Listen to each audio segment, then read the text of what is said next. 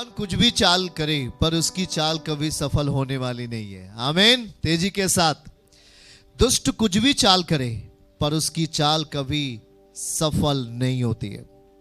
वो कितना भी प्लान करे, कितनी भी योजनाएं करे, पर परमेश्वर कहता है वो कुचला जाएगा। आमीन। बोलो, शैतान कुचला जाएगा यीशु के नाम से। उसका प्लान कभी भी सफल नहीं हो। तो आज कहां से सफल होगा? हैं? कहां से सफल होगा? वो तो हारा हुआ है। अरे आपसे हारा हुआ है, आपसे। आप उसके बेटे और बेटियों, आप उसकी संतान हो। वो कभी भी विक्ट्री नहीं करता, वो कभी भी जीतता नहीं। वो हमेशा हारा हुआ है क्योंकि वो दुष्ट है। हालेलुया। आप आज परमेश्वर के साथ हैं और आज कलीसिया आपके लिए बहुत महत्वपूर्ण बातों को देना चाहता। प्रिय भाई बहनों, तो आज प्रभु के साथ हमें आत्मा में इस बात को सुनना है। परमेश्वर के साथ अपने पूरे परिवार के साथ कलीसिया में उपस्थित रहना है कि प्रभु आज आपसे क्या बात करेंगे। देखिए, यही एक क्षण है, यही एक टाइम है कि जब परमेश्वर कलीसिया में गया, आराधनालय में गया, तो उसने वहां पर यशायाह की किताब खोलकर पढ़ा था और उसने कहा सब कुछ पूरा हुआ। हाँ, यीशु आया सब कुछ पूरा करने के लिए, कोई काम अधूरा न रहे, इसलिए सारे कामों को वो पूरा करने के लिए इस धरती पर आया। उसने कहा मैं भविष्यवक्ता की पुस्तकों को लोप करने नहीं, उन्हें खत्म करने नहीं, उन्हें नष्ट करने नहीं, उन्हें पूरा करने के लिए मैं आया हूं। आज इस बात को ध्यान देना है। आज प्रभु उस बात को पूरा करेंगे। आपके अंदर जो चीज अधूरा है उसे प्रभु पूरा करेंगे। आमीन। बोलो हालेलुया। जो चीज कमी रह गई है प्रभु उसे पूरा करेंगे। प्रिय भाई बहनों, कभी परमेश्वर जो यीशु हमारे बीच में आया क्यों? उस कमी को पूरा करने के लिए, उस अधूरेपन को पूरा करने के लिए, बीमारों को चंगा करने के लिए, और सबसे बड़ी चीज उस शैतान को, उस दुष्ट को अपने पैरों तले कुचलने के लिए। आमीन। हालेलुया। प्रिय भाई बहनों, आज प्रभु आज आपसे जो बात करने के लिए जा रहे हैं वो आपकी लाइफ को एकदम सही करेगा। आमीन। तेजी के साथ कलीसिया, तेजी के साथ परमेश्वर आज आपके जीवन के लिए बड़े छुटकारा करेंगे, क्योंकि आज छुटकारे का टाइम है। आज कलीसिया की बड़ी सभा है जब परमेश्वर अपनी आवाज को आपके तरफ लेके जाएंगे।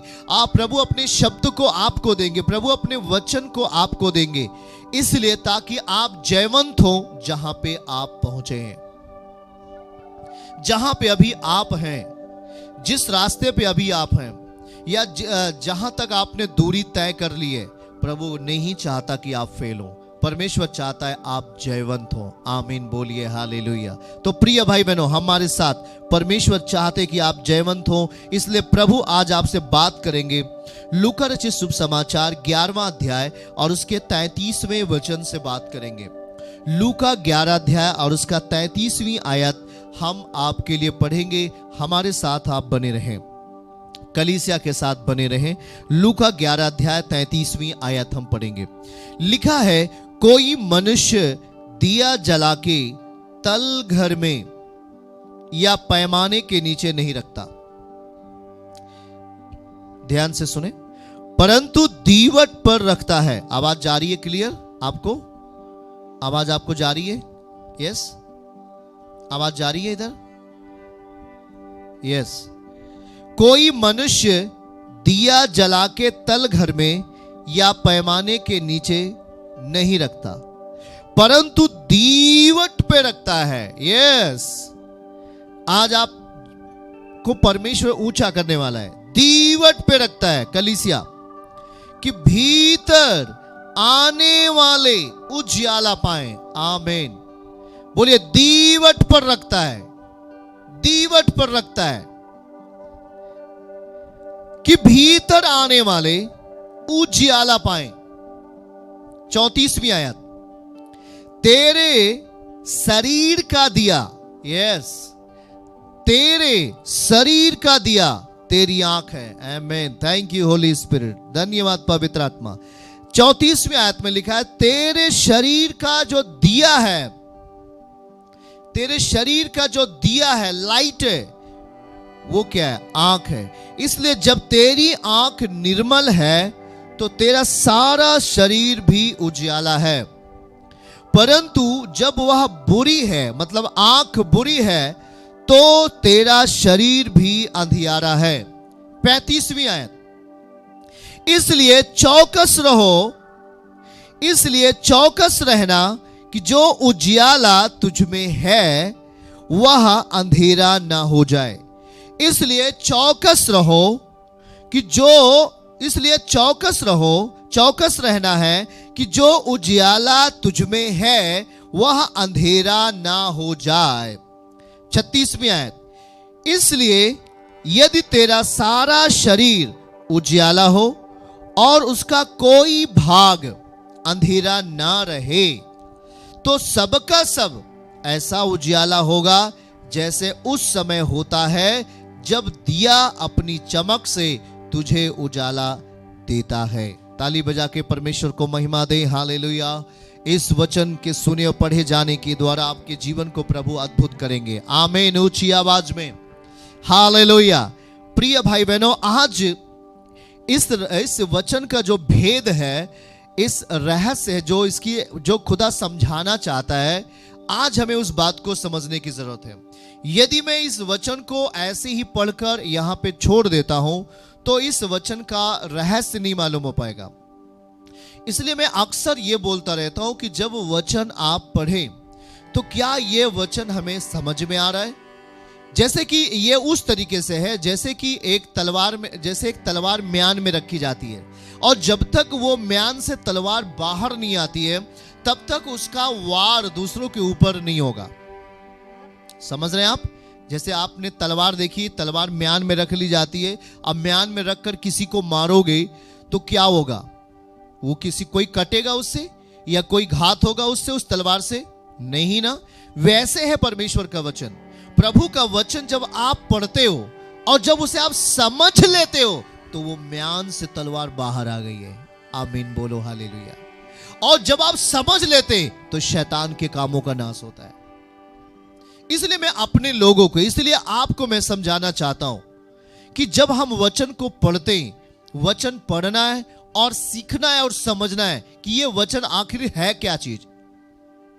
जब तक आप, जैसे कुछ लोग बोलते हैं हम यीशु पर विश्वास करते, हम यीशु पर विश्वास करते, पर यीशु पर विश्वास करने का मतलब क्या है नहीं मालूम। शैतान मारता रहता है, नहीं पता, शैतान गिराता रहता है। नहीं पता कि यीशु पर केवल विश्वास करने से ही नहीं, यीशु है क्या, यीशु कौन है, यीशु क्या है।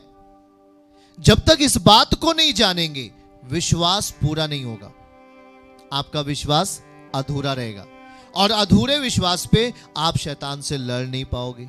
अधूरा विश्वास लेकर आप बीमारी से लड़ नहीं पाओगे। अधूरा विश्वास लेकर आप शैतान से लड़ नहीं पाओगे। इसलिए हमें उससे लड़ने के लिए, शैतान को हराने के लिए, बीमारी को हराने के लिए हमें वचन की समझ होनी चाहिए। वचन समझ नहीं है, शैतान हमें गड्ढे में रख रहा है। वचन की समझ नहीं है, शैतान हमें गलत रास्ते पे लेके जा रहा है। वचन की समझ नहीं है, शैतान हमें बुरा काम करवा रहा है। वचन की समझ नहीं है, शैतान हमें व्यभिचार पे लेके जा रहा है। शैतान वो जो क्या करता है, शैतान पावर कम, उसको शक्ति कम मिल जाती है जब आप इस बात को समझ नहीं पाते, जब उसे आप मौका दे देते हो। और जब आप परमेश्वर के वचन को समझ लेते हो तब आपको शक्ति मिलती है और आपके सामने शैतान खड़ा नहीं रह सकता। आमीन हालेलुया। फिर वो आपके सामने खड़ा नहीं रह पाएगा, वो आपके सामने बिल्कुल खड़ा नहीं रह सकता है। समझिएगा इस बात को। जैसी आपके अंदर वचन की समझ आती है, शैतान कमजोर होने लगता है यीशु मसीह के नाम में। इसलिए इस वचन को हमें समझने की जरूरत है। केवल विश्वास नहीं, विश्वास केवल नहीं, केवल यह कि प्रभु क्या कहता है, इस बात को समझो। प्रभु का वचन क्या कहता है, जब तक इस बात को हम नहीं समझ पाएंगे हमारा विश्वास अधूरा है। हमें क्या करना है मसीह में, जब तक इस बात को नहीं जान पाएंगे हमारा विश्वास अधूरा है। हमें कहां जाना है, कहां नहीं जाना, हमें क्या करना है, क्या नहीं करना, जब तक हम वचन से नहीं समझ लेते हैं हमारा विश्वास अधूरा है। इसलिए प्रभु यीशु मसीह आज आपको इस बात को समझाने के लिए लगे हुए। और हम 33वीं आयत को अगर हम देखें तो यहां पर आज प्रभु हमें ज्योति में चलने के लिए प्रेरित कर रहे हैं। हमारे पास प्रभु होना चाहिए। मैं अक्सर चर्च में आने वाले लोगों से पूछता हूं, क्या आपके अंदर मसीह है? लोग बोलते हैं हाँ मेरे अंदर मसीह है, मेरे अंदर मसीह है, मेरे अंदर मसीह है। तो मैं उनसे बोलता हूं, क्या आप प्रार्थना करते हैं?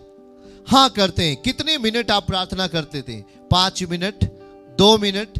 कभी कभी ऐसे काम पे जाते समय हम प्रार्थना कर लेते हैं। कभी आप विश्वास में नहीं है, आप विश्वास में नहीं हो। मैं बोलता हूं, क्या आप प्रभु के लिए उपवास के साथ प्रार्थना करते हैं? नहीं, मैं तो कभी उपवास नहीं रखता।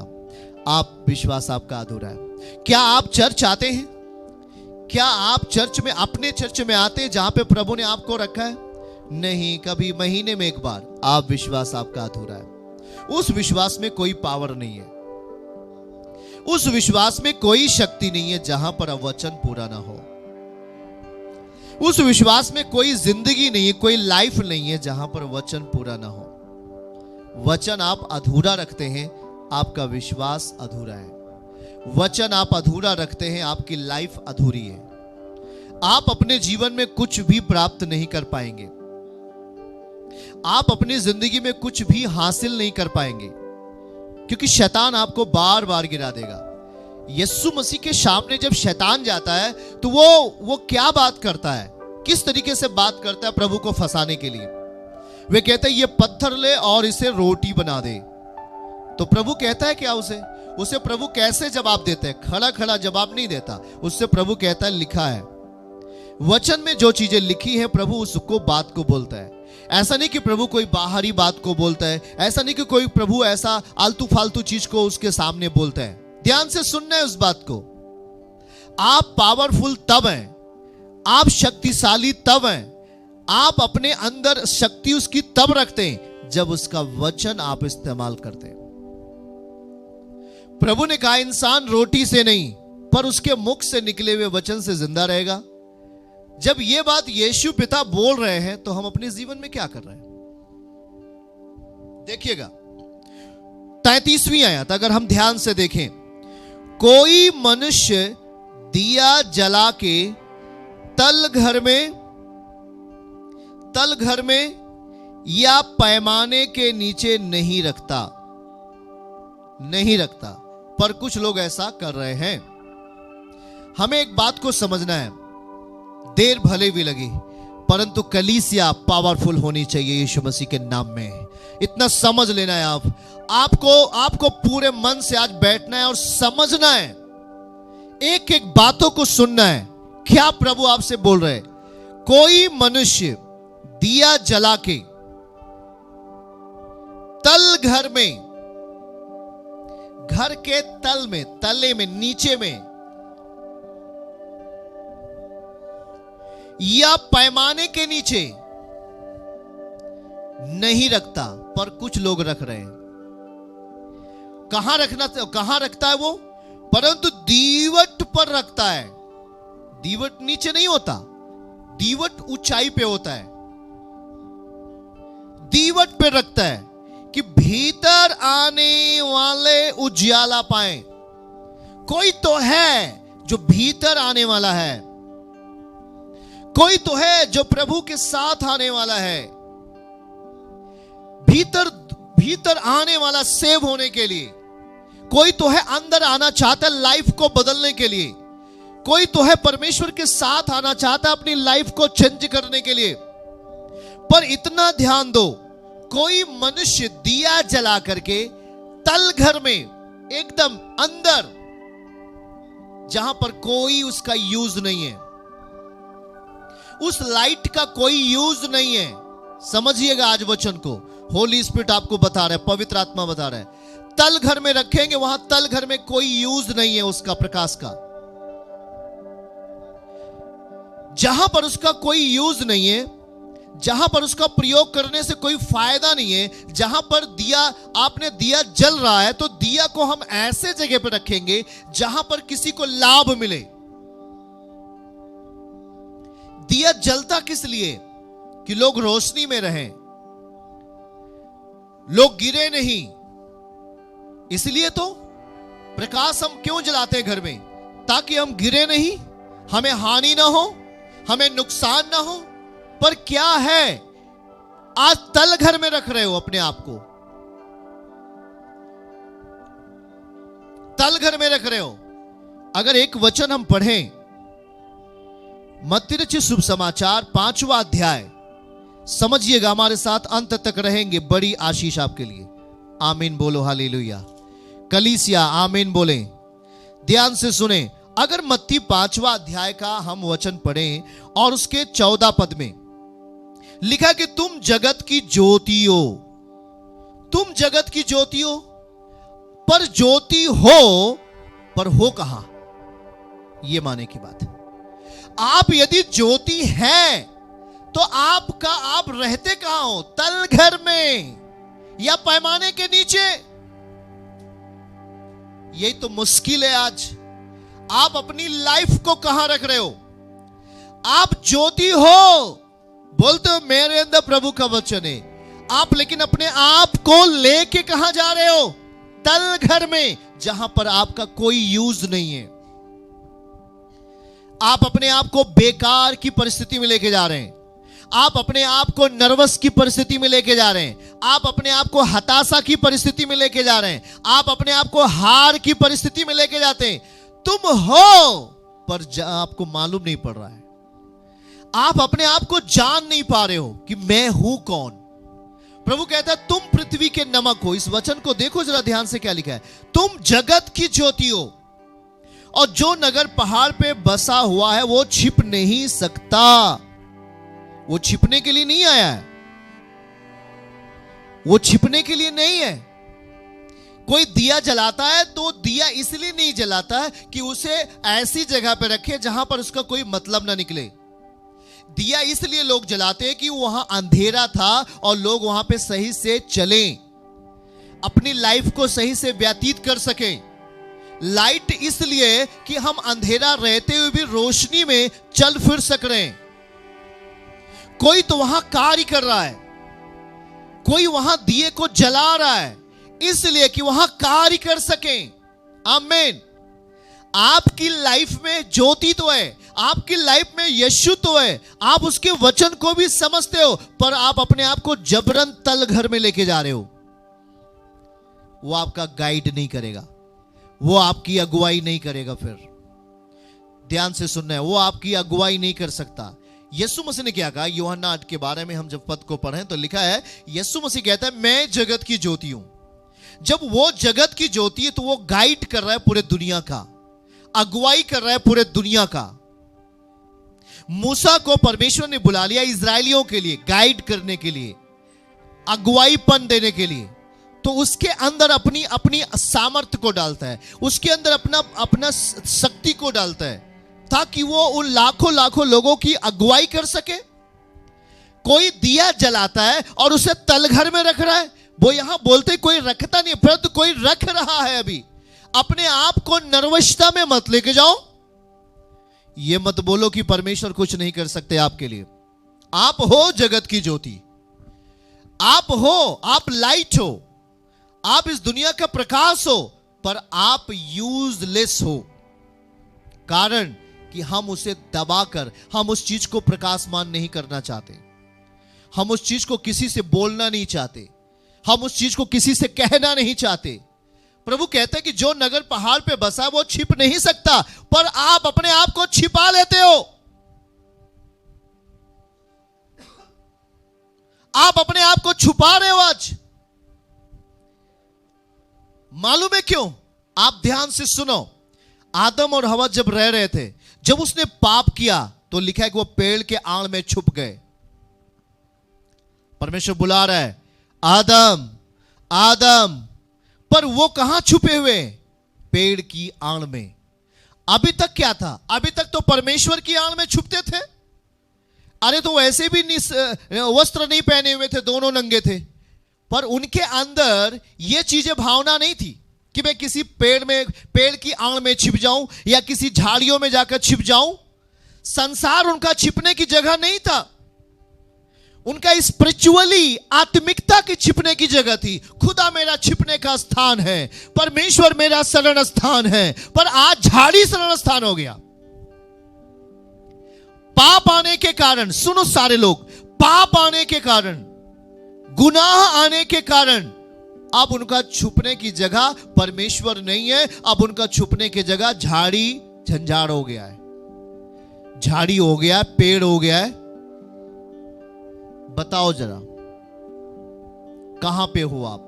आज प्रभु कहता है कोई मनुष्य दिया जलाकर के तलघर में या पैमाने के नीचे नहीं रखता। उसे कहां रखता है? दीवट पे रखता है, ताकि वो यूजफुल हो, ताकि वो काम में इस्तेमाल हो, ताकि वहां पे कार्य हो सके।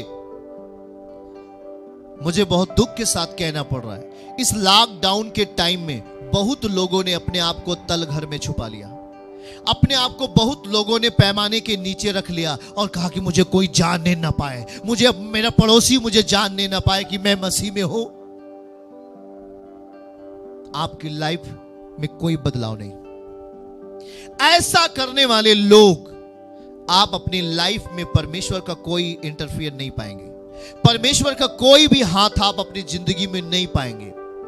प्रभु कहता है अगर आपके पास, अगर आप जलते हुए दीपक हो, दिया हो, तो आप अपने आप को तलघर में नहीं लेके जाना, अपने आप को मैदान में लेके आओ,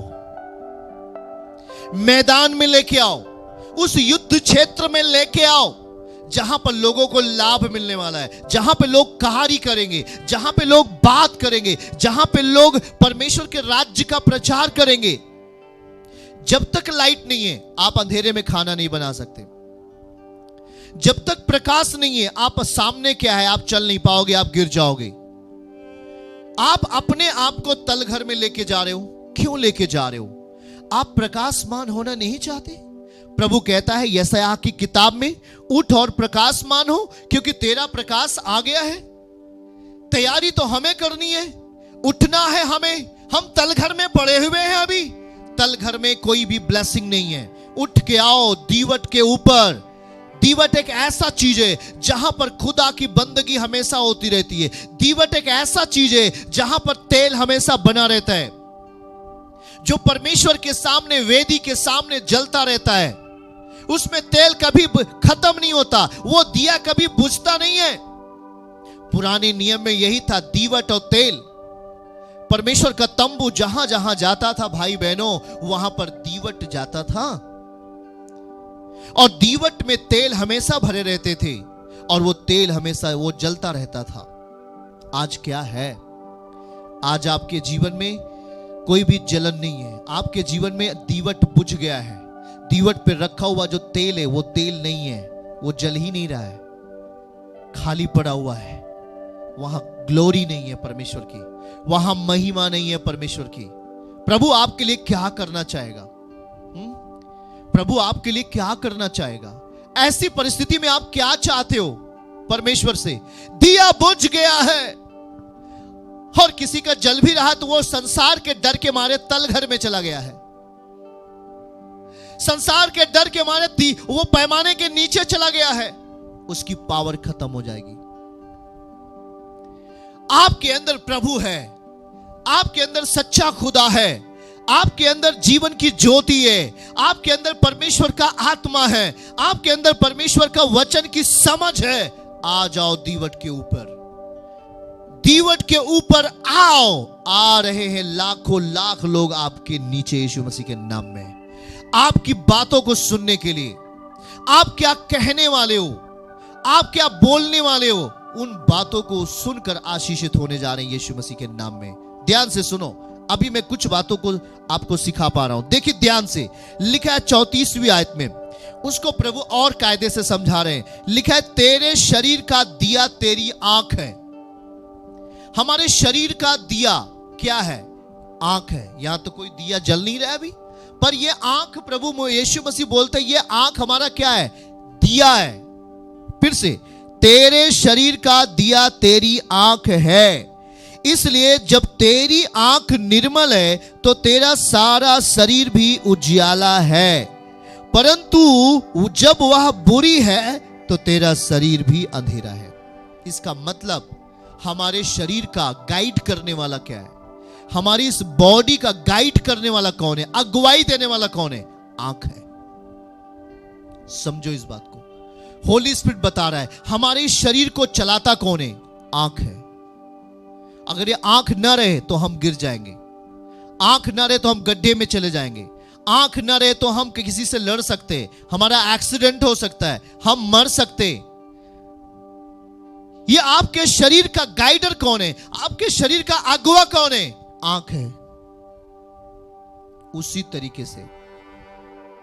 तरीके से स्पिरिचुअली में आपका अगुवा कौन है? परमेश्वर है। वो जब आपके अंदर आता है, आपका गाइड करता है आत्मा में। इसलिए ध्यान से सुने, हमारे ये दिखने वाली शरीर, दिखने वाली आंख, जब हमारा गाइडर सही होगा तब हमारा शरीर व्यभिचार में नहीं जाएगा, तब हमारा शरीर पाप में नहीं जाएगा। कौन है आपका अगुवा? किसके साथ में आप चलते हो? प्रिय भाई बहनों, यही महत्वपूर्ण चीज है। मैं बोला ना, मूसा को खुदा ने बुलाया और वो कितने लाखों लोगों की अगुवाई किया। जो दीवट पे रखा हुआ दिया है वो गाइडर है हमारा, वो अगुवा है हमारा। उसके समीप आने के बाद हम ज्योतिर्मय हो जाते हैं। यीशु मसीह कहते हैं मैं सच्चा चरवाहा हूं, मैं अपने भेड़ों के लिए जान देता हूं। सच्चा चरवाहा मैं हूं, जो मेरे द्वारा भीतर प्रवेश करेगा। यीशु क्या बोलता है? मेरे द्वारा भीतर प्रवेश करेगा, वो चारा पाएगा। पर आप हो कहां? आप किसके द्वारा एंटर करना चाहते हो स्वर्ग के राज्य में? आप किसके द्वारा प्रवेश पाना चाहते हो परमेश्वर के राज्य में? बुराई करने के द्वारा? बुराई को अपना अगुवा बना लिया, व्यभिचार को अपना अगुवा बना लिया, लुच्चपन को अपना अगुवा बना लिया, झूठ को अपना अगुवा बना लिया, निंदा को अपना अगुवा बना लिया। किसका अगुवा बनाया आपने अपनी जिंदगी में? किसको? शैतान को अपना अगुवा बना लिया। आप तल घर में जाओगे, आप पैमाने के नीचे रख उठोगे जहां पर आपका कोई अहमियत नहीं होगा। पर प्रभु कहता है दिया जला, अगर दिया हमारे अंदर जल गया है, हमारे अंदर खुदा का आत्मा आ गया है, तो सोच लेना हमें तल घर के अंदर नहीं रहना। प्रभु कहता है कि हमें जो नगर पहाड़ पे बसा हुआ है वो छुप नहीं सकता। अगर आप वास्तविकता में प्रकाशमान हो गए हो, अगर वास्तविकता में आप वचन की समझ, चर्च के साथ विश्वास योग्यता हो, परमेश्वर के साथ विश्वास योग्य हो, वचन के प्रति विश्वास योग्य हो, तो सोच लेना आप अकेले नहीं रहोगे। आ रहा है कोई आपके पास, या आप किसी के जीवन को लाभ देने जा रहे हो यीशु मसीह के नाम से। आप अकेले नहीं रहोगे। आप यदि 1 हो तो आप 10 होने जा रहे हो, आप यदि 10 हो तो 100 होने जा रहे हो, यदि आप 100 हो तो 1000 में बदलने वाले हो। ताली बजा के परमेश्वर को महिमा दें। हालेलुया। प्रिय भाई बहनों, इस बात को समझना है। इसलिए प्रभु कहता है तुम जगत की ज्योति हो। मत्ती 5:13 में कहता है तुम पृथ्वी के नमक हो। नमक हो। नमक दूसरे के पास जाता है, बोलते है कि हमें नमकीन करें? नहीं ना, लोग नमक के पास आएगा। आपको बनना है नमक, आपको बनना है ज्योति। आपका ठहराव तलघर के अंदर नहीं है। लेकिन आज आप अपनी संसार का, दुष्टता का प्रभाव अपने जीवन में लेके आते हो। वचन की समझ नहीं होने के कारण परमेश्वर की उपस्थिति आपके लाइफ में नहीं हो पाती है। आप मेहनत तो करते हो पर उसका आशीष नहीं मिल पाता। आप परिश्रम करते हो, पसीना बहाते हो, पर उसका मुआवजा आपको नहीं मिल पाता। कारण क्या है? कारण यह है कि आप प्रभु के साथ रहते हुए आज तक उसके वचन को समझने का प्रयास नहीं किया। अगर वचन आपके संग होता, उसका शब्द आपके साथ होता, उसका आज्ञा, कमांड आपके साथ होता, तो शैतान के कामों का नाश होता। आज देखिएगा प्रभु क्या कहते हैं, तेरा शरीर का दिया तेरी आंख है। हमारे शरीर का दिया हमारी आंख है। जिस तरीके से हम जब मसाल को ले लेते हैं, मसाल को, और मसाल में तेल डाल के जला देते हैं, और मसाल को जहां तक वो जलता रहेगा वहां तक हम रनिंग कर सकते, दौड़ सकते हैं, अंधेरे में भी उजियाला हम रहेगा। आप जब 5 मूढ़ स्त्री और 5 समझदार स्त्री के बारे में अगर देखें तो वहां पर वो इंतजार कर रही थी उस उद्धार के द्वार को खुलने के लिए, उस उद्धारकर्ता दूल्हे का इंतजार कर रही थी। पर वहां देखो प्रिय भाई बहनों कि जो लोगों जिसके अंदर तेल था और दीवट जल रहे थे, जिसके अंदर तेल था, और सबसे महत्वपूर्ण चीज होता है तेल। परमेश्वर के साथ आपका संबंध कितना बेहतर है, परमेश्वर के साथ आपका चलन कितना अच्छा है, आपके अंदर खुदा का मस्सा कितना है। तुरंत ये चीज नहीं मिलेगा, तुरंत आपका मसाल में तुरंत तेल नहीं आ जाएगा फट से। आपकी कुछ प्रक्रिया को पूरी करना होगा। जैसे कि कुछ लोग प्रभु को अभी भी जान रहे हैं, तो अभी अगर आप जान रहे हो तो वो चीजें तत्काल नहीं आएंगी आपके अंदर, उसके लिए आपको प्रक्रिया करनी पड़ेगी।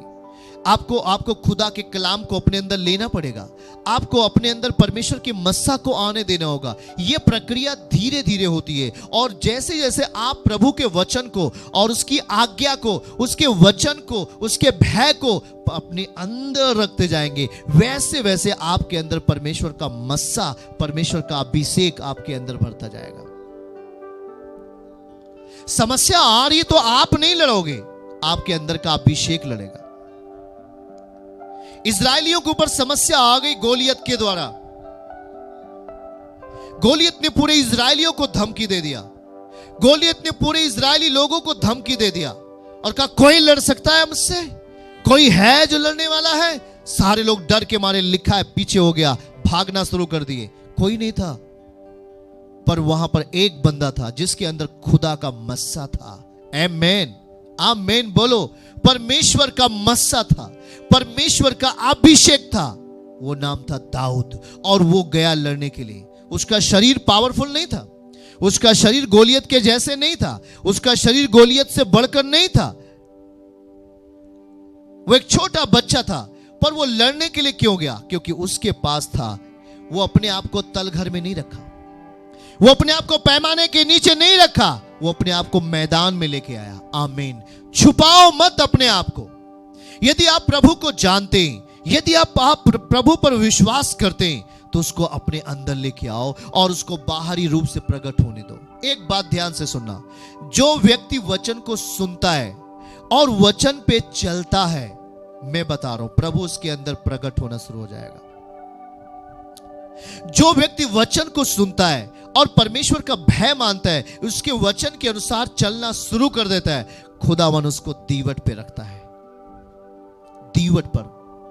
और दीवट एक ऐसा सम्मानित जगह है, दीवट एक ऐसा पावरफुल जगह है जहां पर कभी भी शैतान आपको छू नहीं पाएगा, बीमारी आपको हरा नहीं पाएगी। आप ऊंचे होंगे, समस्या नीचे होगा। दीवट ऊंचाई पे होता है हमेशा। और आज प्रभु जब आंखों को बता दिया तो ये सर क्या है? दीवट है। ये सर परमेश्वर की रहने की जगह है, ये सर परमेश्वर का वास स्थान है। परमेश्वर कहता है कि किसी भी मनुष्य का सर खुदा है, यीशु मसीह है। ये यहां प्रभु रहता है, यहां परमेश्वर का वास है, सर प्रभु है। और कहता है आंख परमेश्वर का दिया है। ये शरीर का गाइड करने वाला, जैसा ये भौतिक आंख होती है, वैसे आत्मिक रीति से गाइड करने वाला, आपको दिशा बताने वाला, आपकी अगुवाई करने वाला परमेश्वर का वचन होता है, परमेश्वर का आत्मा होता है। समझ रहे हैं आप हमारी बातों को? हालेलुया। तेजी के साथ इस बात को समझिएगा प्रिय भाई बहनों।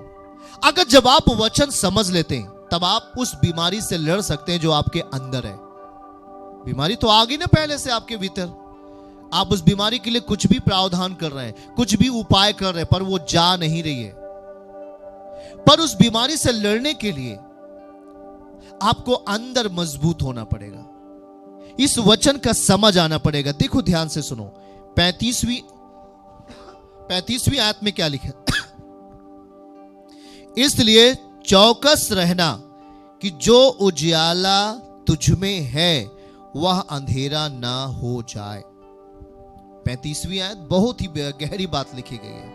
आप में जो उजियाला चला गया है, आपने जब यीशु को ग्रहण किया शुरुआत में, बहुत आप उत्साहित थे, वाह, डेली प्रार्थना में आ रहे थे, वचन खूब पढ़ रहे थे, उपवास रख रहे थे, चर्च में हमेशा बने रहते थे, किसी दिन नागा नहीं करते थे, डेली चर्च में आते थे आप और प्रार्थना करते थे, उपवास करते थे, घुटने टेकते थे, उसकी आराधना करते थे।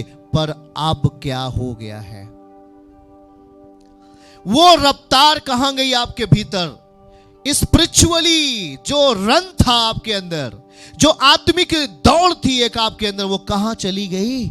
सब कुछ ठंडा समझ में आ रहा है, सब कुछ ठंडा समझ में आ रहा है, क्योंकि आपके अंदर अब उन संसार की चिंताएं, संसार का धोखा आपको दबा रहा है। अब आपने महिमा दी खुदा को, आपने वर्शिप किया परमेश्वर की, आपने उसकी बड़ाई की, आपकी बीमारी चली गई, आपकी समस्या चली गई, पर आपके मन की जो हीलिंग होना है, जो आपके मन की चंगाई होना है, वो अभी भी नहीं हो पाई है। प्रिय भाई बहनों, संसार का तमाम चीज आपको दबाने का प्रयास कर रहा है। लड़ाइयां आ रही हैं, झगड़े आ रहे हैं आपके बीच में, मुकदमे आ रहे हैं आपके बीच में, तमाम गुनाह की आत्मा आपको दबाने का प्रयास कर रही है। पर ध्यान से सुनो, ये लिखा है आपके अंदर, 35वीं आयत को हम पढ़ें यदि, तो लिखा है, इसलिए चौकस रहना कि जो उजियाला तुझ में है वह अंधेरा ना हो जाए। अगर वो अंधेरा हो गया, इसका मतलब आप तल घर में चले गए, दीवार टूट गया, आपका दीवार टूट गया, आप तल घर में चले गए, आप पैमाने के नीचे रख दिए गए, आपकी स्पिरिचुअली लाइफ मर गई। आपने शैतान को अनुमति दी अपने अंदर आने के लिए, आपने दुष्ट आत्माओं को अनुमति दी अपने अंदर आने के लिए, आपके अंदर लोभ आ गया, आपके अंदर लालच आ गया, आपके अंदर व्यभिचार करने की आत्मा आ गई, आपका दीवट टूट गया। अब आप ऊंचाई पे नहीं हो, अब आप तल घर में चले आए हो, जहां पर कोई यूज आपका नहीं है, बेकार जिसे बोलते, यूजलेस जिसे बोलते, आप यूजलेस हो गए हो। शैतान आपको यूजलेस बनाना चाहता है, बेकार बनाना चाहता है। सोचो जरा, पिछले दिनों में कोई आपकी बात सुनता था? जब आप मसीह में नहीं थे, क्या आपके घर कोई 4 लोग आकर प्रार्थना करता था? क्या कोई आपसे राय लेता था? क्या आपकी ओर कोई घर पे आकर चाय पीता था? नहीं ना, कोई नहीं, क्योंकि बेकार थे, यूजलेस थे आप। पर आज आप यूजफुल हो, आज आप उपयोगी हो गए हो, आज आप उपयोग में लाने वाली वस्तु बन गए हो परमेश्वर का। पहले संसार आपको इस्तेमाल करता था, पहले शैतान आपको इस्तेमाल करता था, तो कोई आपके घर नहीं आता था, कोई आपकी बात नहीं सुनता था, कोई आपको चाय के लिए नहीं पूछता था, कोई आपको खाना के लिए नहीं पूछता था, कोई आपकी मदद नहीं करता था। पर आज क्या है? आज आप कहां पे हो जरा सोचो। आज आपको लोग बुला रहे हैं, आज आपको लोग आपके पास आ रहे हैं, आपसे राय लेते हैं, आपसे बात करना चाहते हैं, आपको छूना चाहते हैं, आपसे कुछ सुनना चाहते हैं। वाई? क्यों? क्योंकि आप तल घर से निकाल करके प्रभु आपको दीवट पे रख दिया है। आमीन ऊंची आवाज में बोले। अब आपको प्रभु ने तल घर में नहीं रखा, आप तल घर से उठा लिया है आपको। भजन 107 उसका 20वीं आयत, भजन 30 उसकी पहली आयत, परमेश्वर ने आपको खींचकर तल घर से, उस नरक से खींच लिया है आपको और उठाकर दीवट पे रख दिया है। आप यूजफुल बन गए। अगर आप यूजफुल बन गए हो तो सावधान रहो। प्रभु कहता है 35वीं आयत, इसलिए चौकस रहना। पड़ोसी को हाथ मिला के बोले चौकस रहना है। दोनों हाथ मिला के बोलो चौकस रहना है, क्योंकि जो अब आपके अंदर रहता है वो साधारण नहीं है, वो आपकी पवित्रताई से वाप में है। अगर आपके अंदर होलीनेस नहीं है, आपके अंदर पवित्रताई खत्म हो गई है, तो आप फिर तल घर में चले जाओगे। आप पवित्रता पवित्रताई के द्वारा, आंखों की पवित्रताई, हाथों से काम करने की पवित्रताई, सोच और विचार की पवित्रताई आपके अंदर होनी चाहिए। यदि आप पवित्रताई में नहीं हो तो आप अभी भी तल घर में हो। जरा ध्यान से सुनिएगा। इसलिए प्रभु कहता है, हे दीवट पे रहने वाले लोगों, प्रभु कहता है ऊंचाई पाने वाले लोगों, जिसको मैंने ऊंचा कर दिया है, जिसको मैंने अब दीवट पर बैठा दिया है, चौकस रहो कि कहीं तुम गिर ना पड़ो, चौकस रहो कहीं तुम नीचे ना आ जाओ। तुम अपने आप से नहीं संभले, हम अपने आप से नहीं संभले, हमारा संभालने वाला, आपको संभालने वाला प्रभु है। पर वो कहता क्यों है चौकस रहो? इसलिए कि उसका वचन के आधार पर हॉलीनेस, पवित्रता ही आपके जीवन में होनी चाहिए। आपको कहते तेरी आंख गंदी हो गई ना, तो प्रभु भी तेरे अंदर नहीं रहेगा। अब तेरी आंख, तेरे शरीर का गाइडर, तेरे शरीर का अगुवाई करने वाला जो तेरी आंख है, यदि वो अशुद्धता में चला गया तो ये खुदा का मंदिर भी गंदा हो जाएगा। इसलिए प्रभु ने इतनी बड़ी शरीर में एक आंख, दो आंखें दी हैं, जिससे हम इस शरीर को सही दिशा में लेके चल सकें।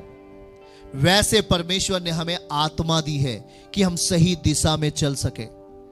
ये आंख इसलिए नहीं है कि हम व्यभिचार करें, ये आंख इसलिए नहीं है कि हम लड़ाई करें, ये आंख इसलिए नहीं कि हम बुरा देखें, आंख इसलिए है कि हम परमेश्वर की महिमा दें। इस आंख के द्वारा, इस आंखों से खुदा को महिमा दे। इस आंख को, इस शरीर को वहां तक लेके जाओ जहां पर खुदा की महिमा होती है। प्रिय भाई बहनों, इसलिए प्रभु कहता है चौकस रहना कि जो उजियाला तुझ में है वो कहीं अंधेरा ना हो जाए, अंधेरा ना हो जाए। मेरे प्रिय भाई बहनों, आज आप प्रभु को जान चुके हो, परमेश्वर के वचन को समझने का प्रयास कर रहे हो, और उसके साथ यदि आप आगे बढ़ रहे हो तो अपने आप को चौकस रखना पड़ेगा, क्योंकि शैतान आपको झाड़ियों में लेके जाना चाहेगा। शैतान आपको उस झाड़ी वाले संसार में लेके जाना चाहेगा, उस चिंताओं के संसार में लेके जाना चाहेगा, उस रोटी कपड़ा और मकान में आपको लेके जाना चाहेगा। मतलब चिंता। अरे देख, वैसे सोचवा सकता है आपको। देखिए प्रिय भाई बहनों, अरे देख तेरे पड़ोसी को देख, वो तो संसार की दुनिया में है, उसके पास तो मालो माल है, उसके पास ट्रैक्टर है, गाड़ी है, बंगला है, पर तू मसीह होकर तेरे पास कुछ नहीं है। तू भी वैसा ही कर जैसा तेरा पड़ोसी कर रहा है। ये शैतान की बात है। अरे देख, तेरा पड़ोसी तो दूसरे का पैसा लेके हड़प लिया है, वो तो चैन से खा पी रहा है, तू भी वैसा कर। ऐसा शैतान आपको दे सकता है। अरे देख, वो अभी देख किस तरीके से है, वो लड़ाई करता है, दंगा करता है, फिर भी मजबूत है, बहुत आनंदित है, पर देख तू कैसा है। ऐसा शैतान आपको बोल सकता है, पर आपको तुरंत इस बात को कैंसिल करना पड़ेगा। हमें कहना पड़ेगा, शैतान वो कैसा है मुझे नहीं मालूम, लेकिन मैं कैसा हूं मुझे पता है। मेरे अंदर यीशु मसीह है। आप अभी आपके पास धन नहीं है, आपके पास घर नहीं है, आपके पास किसी तरीके का अभी कुछ समस्या है, पर इस बात की चिंता नहीं करो कि मेरे पास क्या नहीं है। क्योंकि देखो उस कौवे को जो न बोता है न काटता है, न उसके पास खत्ता होता है, पर परमेश्वर उसे खिलाता है। तो कहता है, हे अल्प विश्वासियों, मैं तुझे क्यों नहीं खिलाऊंगा? तू तो कौवे से बढ़कर है ना। कौवे में तो आत्मा नहीं होती, पर तू तो मेरा आत्मिक बच्चा है। जब कौवा, न उसके पास कोई खत्ता है, न उसके पास कोई खेती है, न उसके पास कोई भी भंडार है, मैं उसे देता हूं, उसे खिलाता हूं, तो मैं आपको क्यों नहीं खिलाऊंगा? खिलाएगा। इसलिए आपका गाइडर कौन होना चाहिए? शैतान नहीं होना चाहिए। आपका सलाह देने वाला कौन होना चाहिए? व्यभिचारी नहीं होना चाहिए। जरा ध्यान से सुनो, आपका सलाह देने वाला व्यभिचारी नहीं होना चाहिए। अगर आपका काउंसलर व्यभिचारी है, अगर आपका अगुवा व्यभिचारी है, तो तो आपकी लाइफ नरक में जाने वाली है। पर यदि आपका अगुआ पवित्रताई में है, यदि आपका अगुआ खुदा के साथ है, तो आपकी लाइफ दीवट पे जाने वाली है और उसके जीवन में हजारों हजारों ब्लेसिंग आने वाली है यीशु मसीह के नाम में। इसलिए प्रभु कहता है कि मैं तेरा चरवाहा हूं, मैं तेरा चरवाहा हूं। प्रभु पहाड़ पे प्रार्थना कर रहे हैं, उनके रूप बदल रहे हैं, कपड़ा तक बदल गया। ऐसा चरवाहा आपका है। प्रिय भाई बहनों, आज अपने अंदर से ईर्ष्या को, घमंड को स्थान नहीं दो। व्यभिचार को, किसी भी गलत चीजों को अपने अंदर, अपने मन में जगह मत दो, क्योंकि प्रभु क्या चाहते आपको। इसलिए चौकस रहना, चौकस रहना कि जो उजियाला तुझ में है वो अंधेरा ना हो जाए, क्योंकि वो आपकी पावर नहीं है,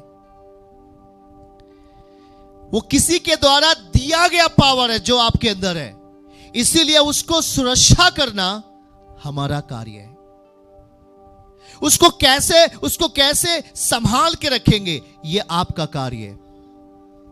ये नहीं है कि आ गया तो आ गया भाई, आ गया तो खूब गंदे काम करो, खूब लुच्चपन करो, खूब व्यभिचार करो, आपको परमेश्वर उठाकर एकदम ऊंचा कर देगा। नहीं, आपको दीवट को टूट जाएगा, दीवट हटा लिया जाएगा, दीवट हटा लिया जाएगा। प्रभु वचन दे रहा है, प्रकाशित वाक्य हमारे साथ खोलेंगे। प्रभु वचन दे रहा है, प्रकाशित वाक्य, हां, प्रकाशित वाक्य 2 अध्याय और उसका 3 आयत हमारे साथ पढ़िए। प्रकाशित वाक्य, यूहन्ना का प्रकाशित वाक्य 2 अध्याय और उसकी 3 आयत। तू धीरज धरता है, मेरे नाम के लिए दुख उठाते उठाते थका नहीं, पर मुझे तेरे विरोध में यह कहना है कि तूने पहला सा प्रेम छोड़ दिया है। यस, आपने पहला सा प्रेम छोड़ दिया है। 5वीं आयत, इसलिए याद कर तू कहां से गिरा है, मन फिरा और पहले के समान काम कर। यदि तू मन ना फिराएगा तो मैं तेरे पास आकर तेरी दीवट को उस स्थान से हटा दूंगा। दीवट को हटा देगा।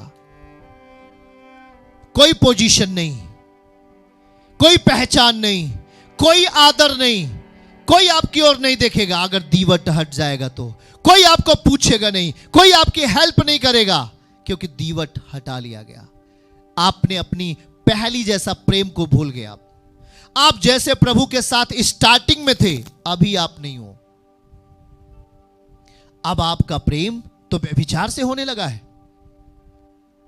पहले प्रभु आपको बहुत यूज करते थे, प्रयोग करते थे, पर अभी आपका मन ढीला हो गया है।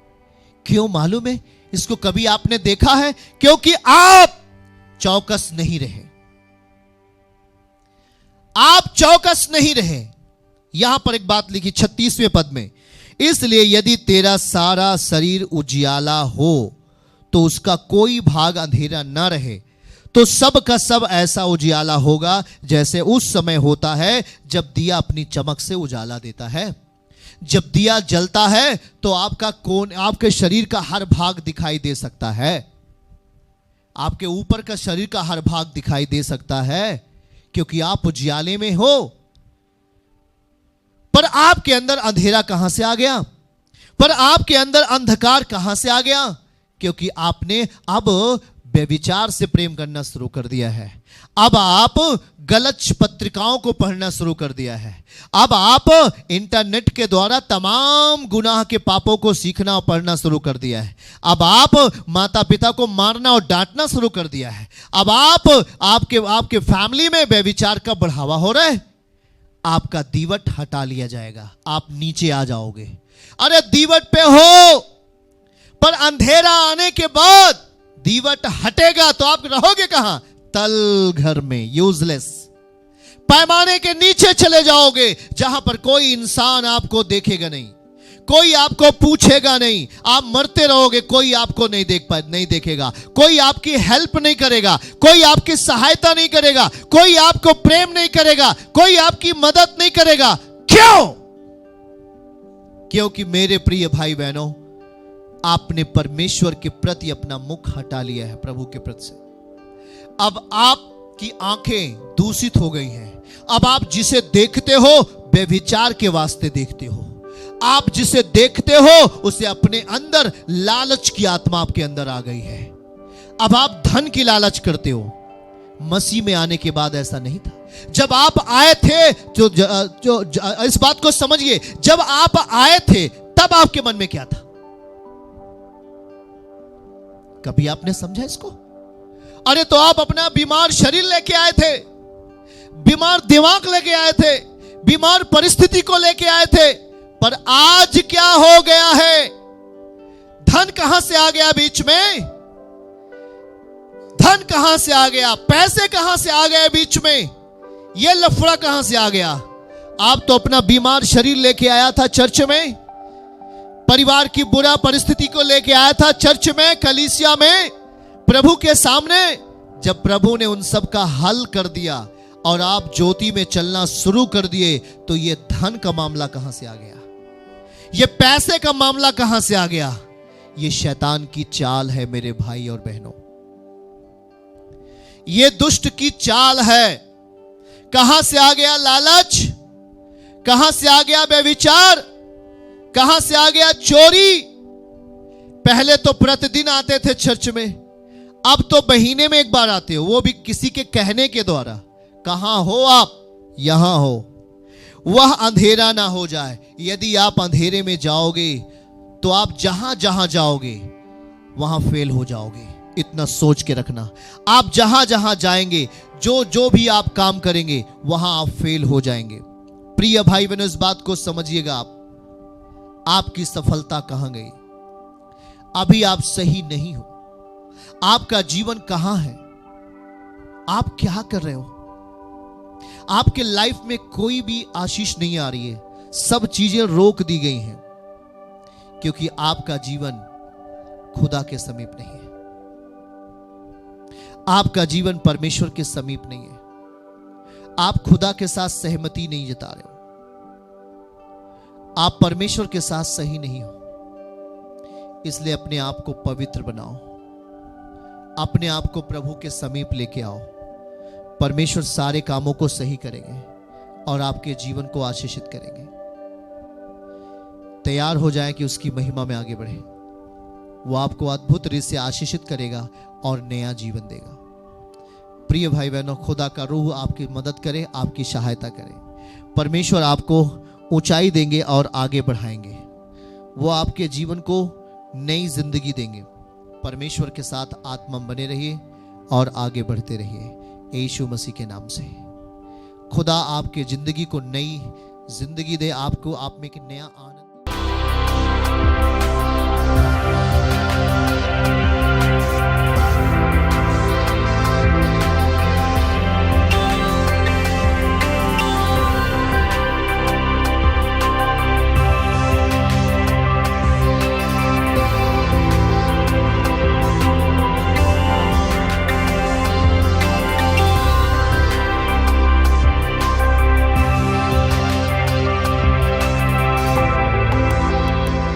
यीशु आश्रम मिनिस्ट्रीज की हर लेटेस्ट अपडेट को पाने के लिए हमारे YouTube चैनल को सब्सक्राइब करें और नोटिफिकेशन पाने के लिए बेल आइकन को जरूर दबाएं।